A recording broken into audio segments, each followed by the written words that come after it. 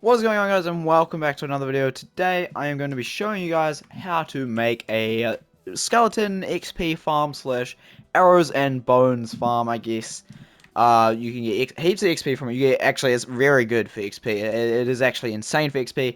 It's insane for skeletons, for bones, and it's also insane for arrows. I have this on my own survival world. I have talked about that before, so go check that out if you haven't. But I am going to be showing you how to make it today. And the resources you will need is, obviously, you won't need to have a mob spawn yourself, but you will need to find a mob spawner of skeletons. So yeah, you need to find a natural one of them. I should also mention that this works for zombies as well, but I don't really know what zombies are for. I guess just XP for zombies. So I guess that's why I got the skeleton spawn egg, just so I can make sure that my spawner is a skeleton spawner.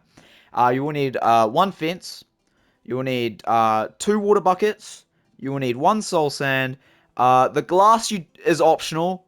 You don't need the glass, but I recommend getting like 4 pieces of glass. I recommend getting just some things, like some solid blocks. Doesn't have to be stone itself, but just some solid blocks.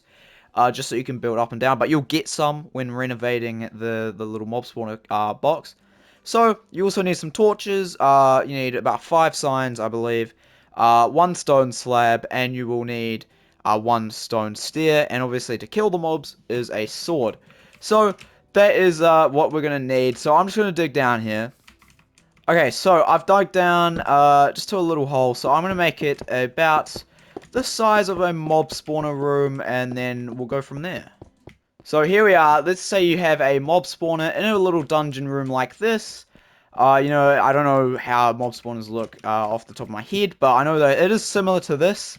So when you find a mob spawner, what you want to do is you kind of want to go from like the edge of the block, and you want to count out 4 blocks this way. So you go 1, 2, 1, 2.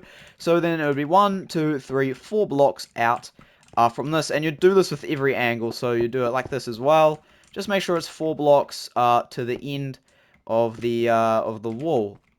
So then you'd go 1, 2, and then just make sure it is 4 long, like that.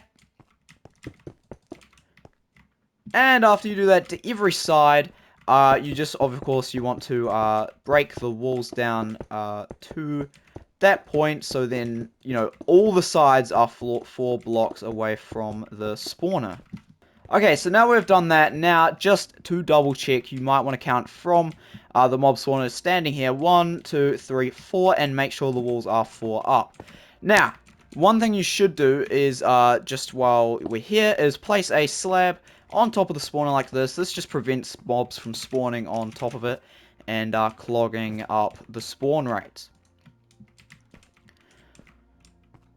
So after you've done that, you want to make sure that the roof is 2 or 3 blocks high. So I believe mine is 3 blocks high. So if I went 1, 2, 3, so yeah, my roof is 3 blocks high from the spawner, which is fine. You personally might want 2. I actually recommend 2. In fact, I am going to have it 2 high, because that's what I have it in my world, and my spawner works perfectly fine. So from your spawner, have it 2 blocks high.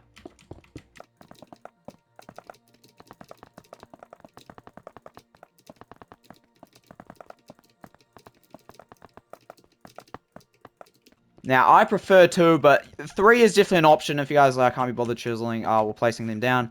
3 is 100% an option if you really want to, but it doesn't really matter, I guess. Now, after you've got a room like this, very close to this, I'm just going to place torches all around so it lights the room up a little bit better, because it does get a bit dark. So you want to place, or break 4 blocks. So you go 1, 2, 3, 4, and from there, you want to go this whole room 4 blocks down.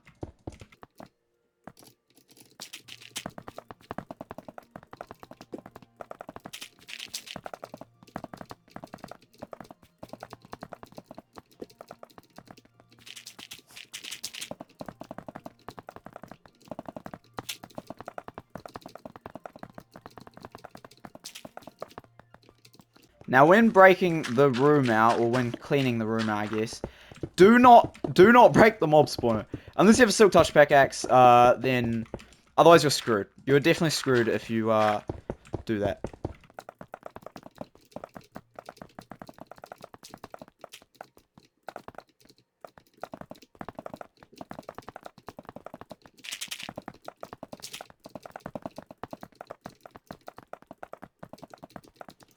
Now, after your room looks exactly like this, it might not look exactly like this, but that is okay. As long as you've got a room very similar to this, you should be fine. So, after you've got a room like this, pick any side. I'm just going to pick this side. It doesn't matter. But I'm going to pick the side. I'm going to place a water bucket here and a water bucket there. Now, your water should flow down like this. So, when your water is flowed like this, you just want to kind of break the blocks that haven't been filled with water. Just like this. And now you leave all these blocks, but what you want to do is you want to count from, or after you've placed this water down, you want to break these blocks out, as I just did, and now, after that, come to this corner here, or this corner, it doesn't matter, but I recommend just doing the same corner as me so you don't get confused. Count 1, 2, 3, 4, 5 blocks, and then break a little hole, just like this, into the ground. I'm just going to place another torch, just so I can see what I'm doing. So, after you've done this, what you do want to do is, what you can do is you place some water there, and it goes right down, right? It goes all the way down to here. So, you want to place a fence just like that. You also want to place a few signs. I recommend placing 5 signs. So, we've got 3 there, 4, 5, and now we do this. And now this is where our stone stair comes into play. We place it just like that. And that kind of bumps up the mobs into this little water elevator that we're going to have here. So, after we've done that, now we can break these blocks here. Only those blocks, I believe. We go like that. So break all these blocks and then place them like this. And that should work now just fine. And boom, there you go. Because now, if a mob spawns over here, for instance, he's going to come flying all the way down. That might get in the way, so we break that one. And now he's going to keep, running all the way down to this little corner down here. They could get stuck here, but that's not going to happen much. In fact, if you're really worried about it, then, yeah, there's not really much you can do about that. I guess you can just place that there. So, there you go. Now that block is placed there, so they're not going to get stuck on anything. No matter what happens, they're not going to get stuck. So, after you've done that, you're going to come back down here. I'm just going to place another torch. You don't have to place these torches, but if you want to see, then I recommend it. So, place the soul sand right here. After you've placed the soul sand down there, you still don't want to get rid of this. Right, after you've placed the soul sand down here, what you want to do is you want to look at your Y coordinates. Or you want to look at your middle coordinates. I'm not sure if it's Y or Z. So, look at your middle coordinates. Mine is currently 13. So from 13, add 20 to whatever number yours is. So mine, I would be going to 33. And you just count all the way up until you're at 33. And obviously this might be a bit more difficult in survival. But it's honestly, it's not that bad. So, when you're at 33, I'm at 34, it doesn't matter. I've gone one block higher, but honestly, it doesn't matter. You want to start placing breaking some blocks just like that. Then, you want to place a sign, and then you want to count down back to about 15, or honestly, 13 would be fine. So, break down to 13. So, you break down to 13, you want to make a little bit of a room, just chisel out a bit of a room down here, and